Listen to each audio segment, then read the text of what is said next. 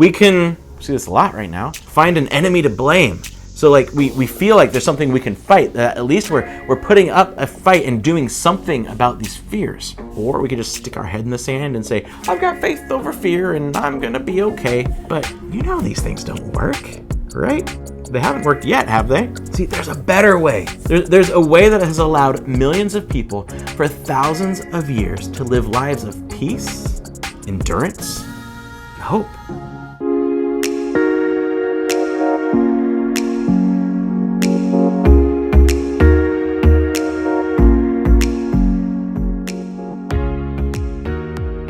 Hello. Welcome to Together. This is a quick hello. For Salem. We are hosting your online church content from Cross Creek Community Church. This is episode 77. Or something. You probably got part 2. And we're just excited to get underway with the next set of You Can messages. So let's do it. And we're going to come back on the other side. Yep. With some stuff. That's right. Also, sup podcasters. Sup.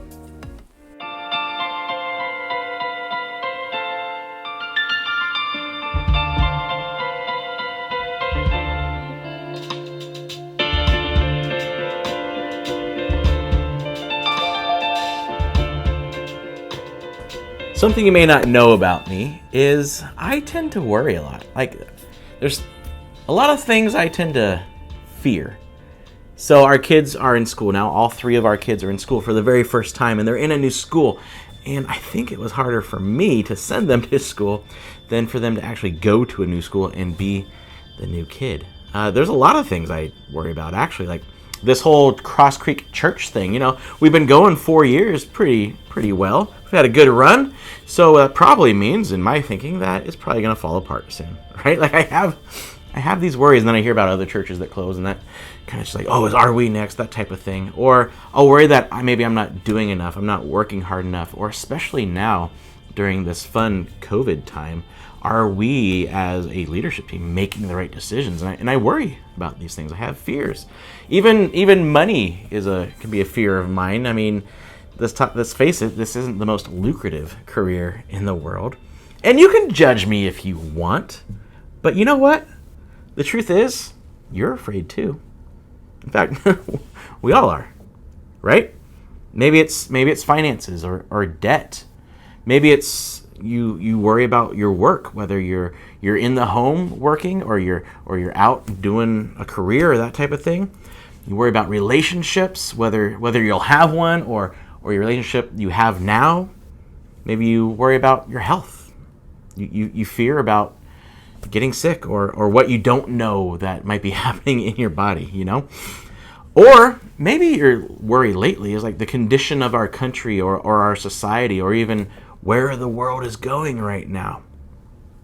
And I think for a lot of people, a lot of us, there's this worry, this fear that we're not going to get where we want to in life. We have these hopes and dreams, but it's really not looking like it's going to turn out that way, is it? We might not be able to achieve really anything that we think matters.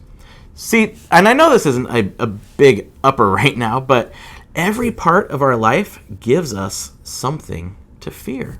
If you think about it, think of any aspect of your life, there's something in there that you can fear. And it's really, this fear thing is really only getting worse. In fact, Gen Z has been kind of described by some people as the generation of fear, that they delay adulthood because they're afraid of responsibility. They don't get their driver's licenses. They don't want to move out of their house. They need their parents to help them pick college classes, that type of thing, because they're afraid of making the wrong choice. And if you think about this, see, fear is the driving force behind many of our decisions. It's true for me, and it's probably true for you, I would think. Like, think about it. How we vote often is influenced by what we fear. We're afraid of maybe where the country is headed or where it could head, and so we don't vote for the person we like. We vote against where we think the country shouldn't go, right? And more often than not, fear leads us to make choices that we regret. A lot of the choices we regret were made because of fear. Like how we use money. The money choices that we regret probably come out of a fear of not being as happy as you deserve, and so you choose to buy what you can't afford, and that creates debt. Your fear created debt. Or even what we do with our time, right? We fill up our time so much so that we don't miss out on experiences, or our kids don't miss out on experiences. And as a result, we're exhausted, we're stressed out, all because we were afraid of missing out. In our relationships, if we let fear drive our relationships, we can either push people away because we're afraid of getting hurt, or we stay in unhealthy relationships, or we get into unhealthy relationships because we're afraid that we'll always be alone. We won't ever find anybody, so we go into these unhealthy relationships. And maybe you're pushing back a little bit right now. Like, I'm not fearful. Like, you don't know me, guy on the screen. Like, I'm not fearful. I just have some worries. Well, I hate to tell you this, but worry is just a fancy word for fear, right? Dismissing fears doesn't eliminate fear. Just because we ignore our fears or say, oh, that's not a big deal, doesn't actually eliminate the fact that we have fear in us. And when people say, oh, you shouldn't be afraid about that, or you don't need to feel that way, just have faith over fear. Not really how feelings work, is it? It's not very helpful. And the truth is, the world is a dangerous place.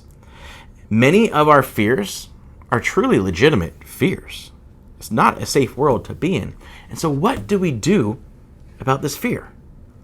And we're often told, and maybe you've heard this, maybe you live by this, that you need to trust in yourself. You need to rely on yourself. Or Henley's poem, Invictus, right? We are the masters of our fate. I had to look that poem up too. Don't think I know poetry. But what does that actually produce when we feel like we are the masters of our fate? It doesn't create confidence. It creates anxiety, exhaustion, depression. It creates fear. Why? Because we know we aren't actually that great.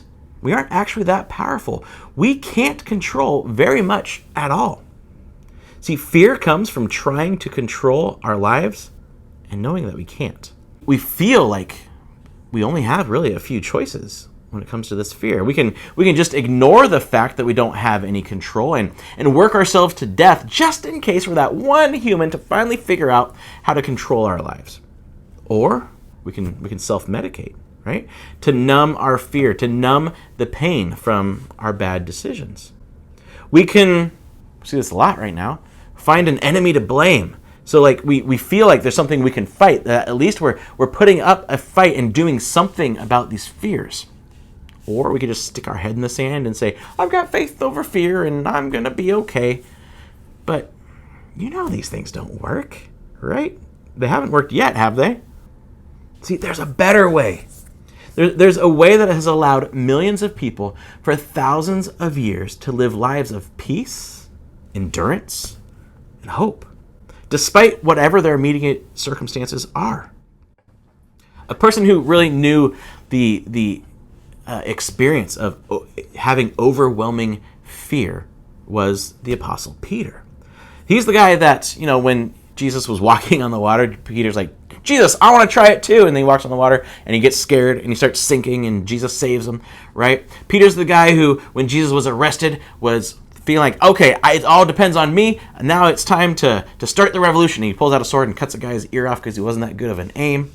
And he's the guy who, a few hours after that, deserted Jesus because he was so fearful. He understood what it was like to experience overwhelming fear. He wrote a letter before his death in Rome around 65 AD, and he had learned a few things about life. He had learned a few things by following Jesus his whole life. And so in this letter, he explains who Jesus followers really are and what it means to follow and how to live in the way of Jesus.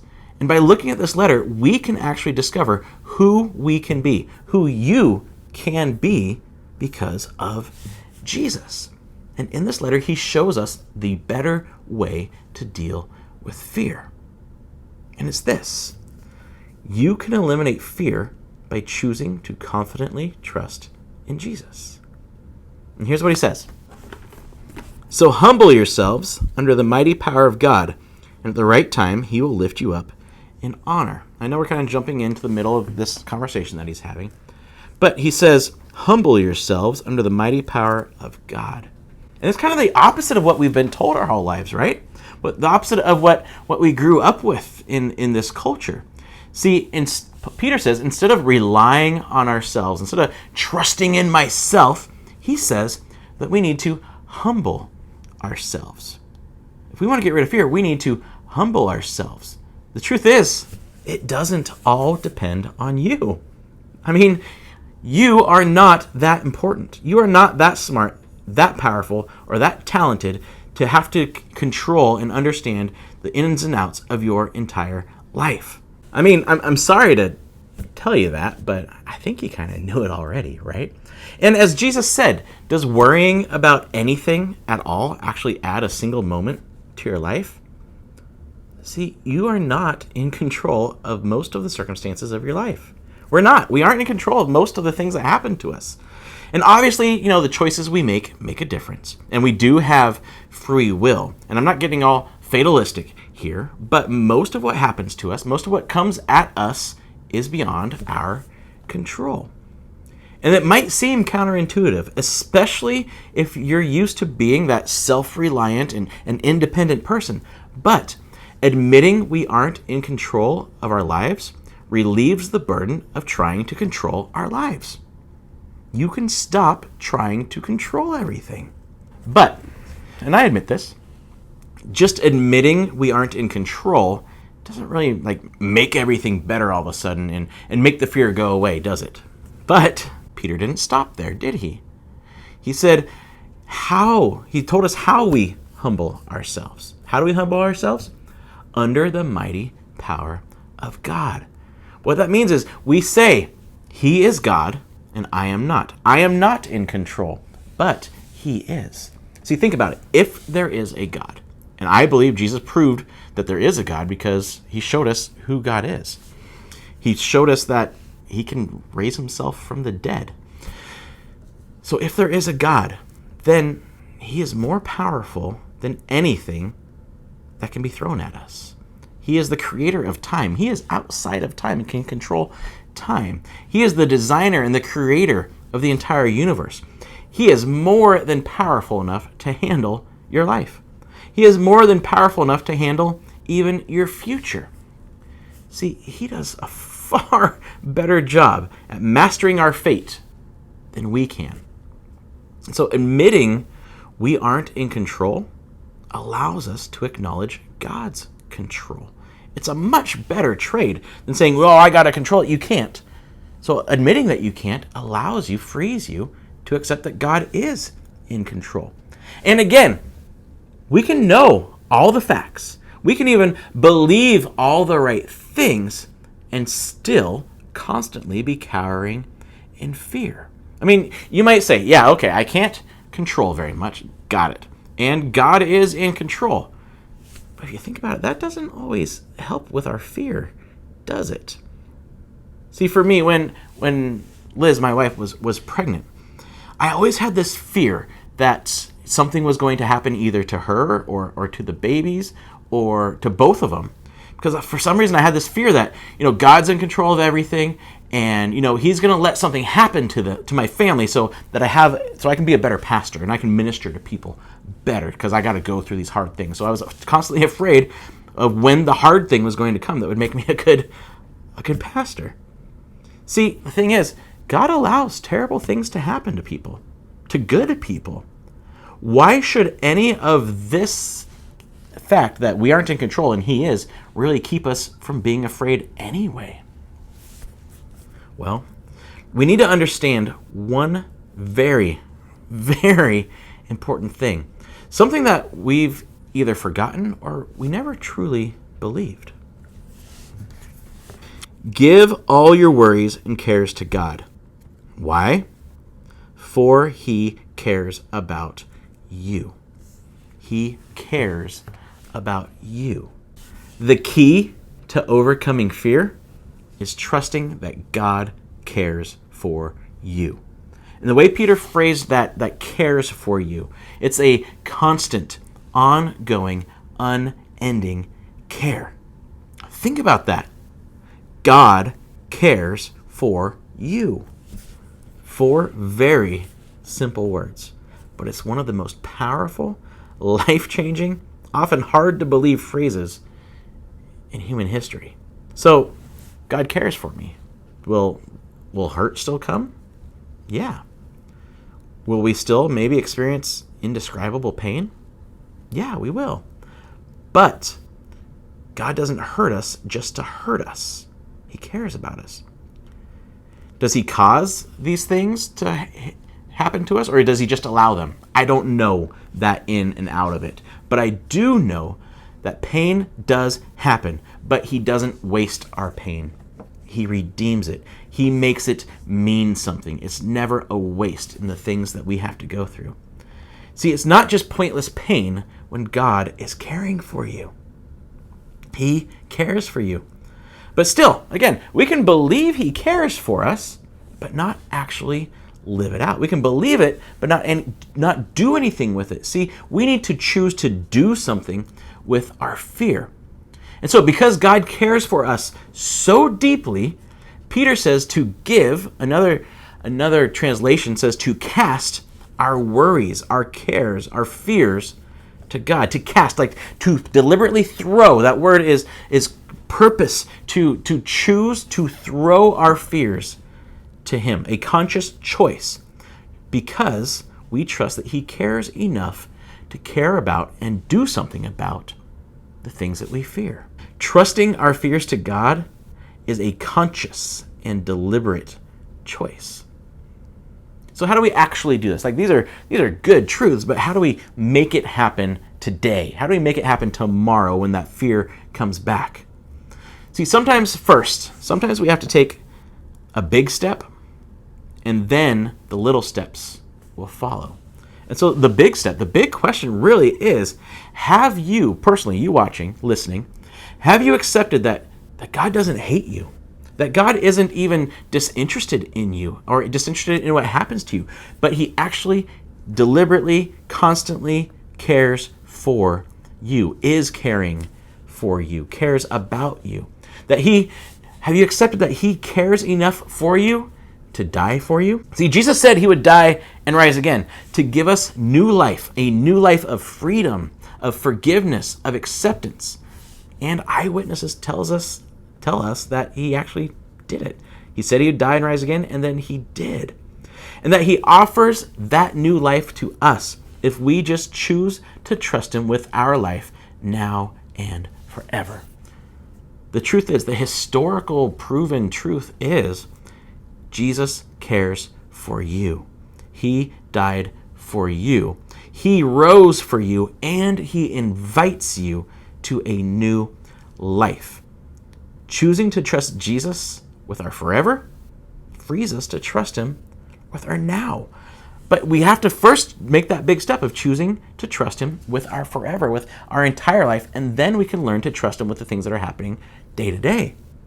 So if there's never been a specific moment where you said, Jesus, I want to trust you with my forever. I want to follow you. I want to grow in you. I want to have this relationship with you. Then you can tell him right now. Just tell him that you want that. And so we take that big step. And then we learn to continue making the smaller steps of trust. Because choosing to trust takes practice. So how do we practice that? How do we practice choosing to trust? I got 4 steps for you. First, ask. Ask, what are you actually afraid of? I'm feeling fear. What am I actually afraid of? Is what I'm afraid of worth my emotional energy? Is it worth my time? What am I afraid of? It shows us what is causing the fear. Maybe what the root of the fear is. Maybe what we think we're fearing isn't actually the cause of it, right? And maybe if we research and we search ourselves, maybe our solution might just, we need to put down our phone. We need to stop scrolling social media. Maybe we need to turn off the news a little bit more often. So ask, what's causing this? And then ask, is there anything I can do about this fear? I'm afraid of this. Is there anything I can actually do? What are you able to do about it? Is it something that you can control or not? And if it is, then you act. We'll talk about that. So you ask and then you pray. Why pray? Well, because the Apostle Paul told us this. Don't worry about anything. Instead, pray about everything. Tell God what you need and thank him for all he has done. Don't worry about anything. John, you're saying having anxiety is a sin? No. We're not talking about sin here at all. And I'm talking differently about fear and clinical anxiety. We're not talking about that. And so then the question is, he says, don't worry about anything. Don't worry about anything. Is that even possible? Well, the worry, the anxiety that he's talking about, the translation is a divided mind. Somebody who's unsettled or confused or torn or conflicted. Basically, the root is this. Does God really care about me or not? He's saying don't be double-minded about that. Does he care about you or not? He says, do not be afraid. Instead, in everything, whether it's big or small, talk to God about it. Tell him your fear. He already knows, but he wants to help you with it. He wants to be a part of it with you. So tell him what you're afraid of. Remember, we need to admit that we're not in control. Admit that we are afraid. It's the first step in this process. But if we stop there saying, God, I'm scared of this. God, help me. Oh my gosh, this is so big, God. I don't know what I'm going to do. Oh my goodness, help me, please. Oh no, this is hard. What happens when we do that is we fall into what we call the pit of despair. Where am I? The pit of despair. Don't even think. Don't even think about trying to escape. The chains are far too thick. And don't dream of being rescued either. The only way in is secret. Only the Prince, the Count, and I know how to get in and out. Then I'm here till I die? Till they kill you, yeah. And that's why Paul says, thank him. Let him know what you're afraid of. Ask him to help you, but also thank him. Thank him that he cares for you. Thank him that he cares enough about you to listen to you. When we thank him, it reminds us who is actually in charge and that he has already cared for us before. It shows, again, that we can trust him. And then as you're praying, ask him to care for you again and to help you see and do what you can. And then act on what he shows you. So the next step is act. Do your part. See, we're not just talking about, just be happy, pappy, ignore what's going on in the world because God's got this. No, we have a role to play in our lives too. Like, for example, if you're worried about money, don't just be like, God, give me more money, and then just sit at home. No, if you're worried about money, then first, yes, pray to God and talk to him about it, but also take a real look at your finances. Take a real look at where that money that you do have is going. Look at your expenses and then eliminate waste. And then find a way, this might be counterintuitive, we'll talk about this later, but then find a way to be generous. Because really, money, if you have a problem trusting God, money is one of the best ways to practice trust. You say, God, I'm worried about money, and you want me to be generous. You want me to love other people with what you have given me. So I'm going to choose to be generous. So that means I am trusting you, God, that you will take care of my future needs while I am being generous. And people who are consistently generous are consistently at peace. But maybe your worry isn't really money. It's the trajectory of society. So do something. Volunteer somewhere. Start by helping just one person and then see what happens. Or maybe you fear feeling alone. Reach out. Join a connect group. Join an alliance. Get to know people. Maybe you're worried. Your fear is about your kids or your grandkids. So pray for them, absolutely. But also spend time with them. Actively and actually listen to them and love them, maybe over a meal. Kids tend to like to eat. So with all of this, a motto that I think is good to live by, something I've tried to live by, is do your best and trust Jesus with the rest. I know it's cute. That's not why you can remember it. Do your best and trust Jesus with the rest. And that trust will free you for this last part. Live the life. Rest in the fact that God cares for you, and you are now free to live the life he has given you. You don't have to cower in fear. You can enjoy the life he's given you. And that allows you to embrace that you are now free to live a life of loving others. If you don't have to worry about yourself, you are now free to love others. See, confidently trusting Jesus empowers us to authentically connect with others, which is what we will talk about in the next episode. Now, I want to give you something that's helped me in the past 2 years, really the last 4 years. A prayer that's really helped me sleep at night. And it's this. It's simple. I say, Jesus, I'm worried about this. I've done what I can. Show me tomorrow if I've missed anything. Thank you for loving me. It's your problem now. Good night. See, we can think that he loves us and he listens to us because it's his problem, really. He's the one in control, and so we can just relax and go to sleep because worrying about it's not going to do anything. It's your problem now. Thank you for loving me. Good night. And now if you're kind of wondering, okay, well, what are my fears? Where am I at? We have a very easy self-assessment for you. You can go to this link if you're watching, or you can check out our show notes if you're listening. But basically the question is this: on a scale of 1 to 10, am I trusting Jesus with every part of my life? And maybe that'll help show some different aspects or parts of your life that you could use a little bit more trust in. And when you do find those, we have, again, in the show notes or this link, the resources we have for our alliances that talk about confidently trusting. There's some resources there that can help you learn to confidently trust. Because really, nobody promised our lives would be easy. In fact, Jesus promised the opposite. He said life won't be easy. And this is a dangerous world. We're not going to make it out alive. Choosing to live in confident trust is not easy. And honestly, not everyone will understand. See, people will want you to freak out with them. They'll want you to get upset about what they are upset about. They're going to want you to share their desperation. They're going to tell you you need to make a stand or make different choices about the things that they're worried about. They're going to tell you that you need to band with others who share the same fears so that you can defend your perceived causes here. But when we choose to confidently trust Jesus, when we do our best and trust Jesus with the rest, we can have peace knowing he is in control. Have peace knowing he will lead us to play our part, the part he has for us to play. We don't have to cower in fear. We don't have to stick our heads in the sand. We don't have to try to distract and numb ourselves in a pointless pursuit to ignore the dangers and pain of this world. We don't have to constantly try to control what is impossible to control. We can have peace, hope, and joy. And you can live a life of purpose, meaning, and happiness, no matter what is thrown at you. You aren't in control. Jesus is. You can confidently trust him because he cares for you.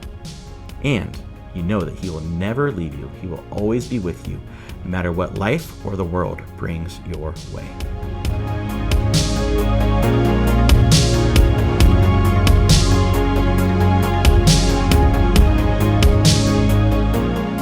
Awesome. Thanks, John. Hey, you know what, Monica? What, Aaron? You're not in charge.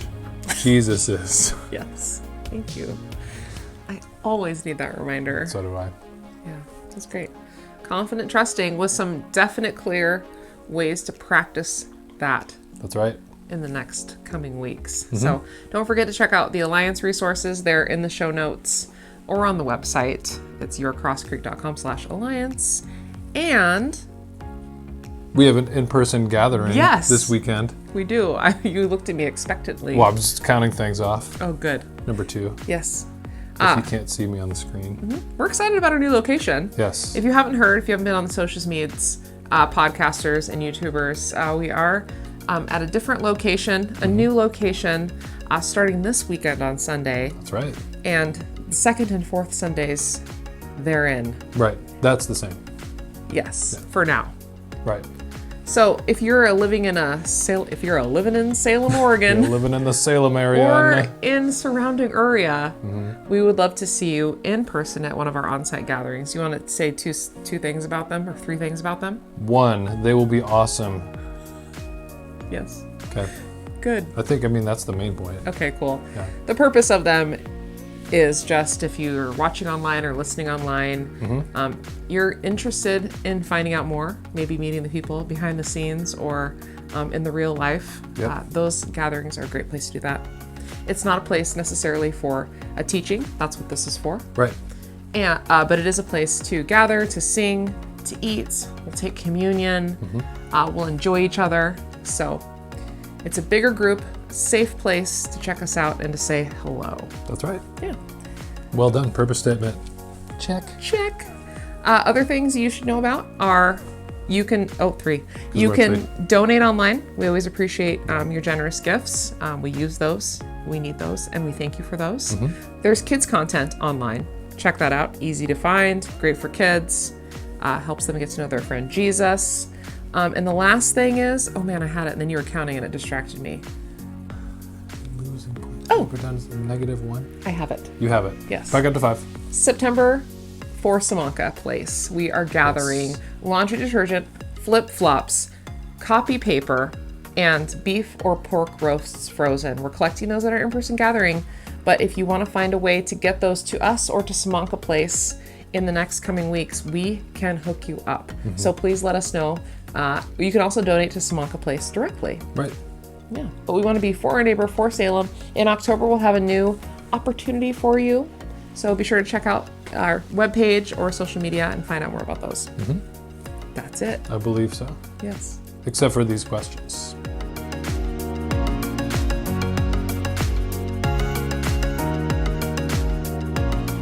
What part are you going to do? Because I will just talk the whole time. You won't. Okay. What is that actually, but guys, What's going on? What happened? I threw myself off. Okay. I know, but guys. Okay.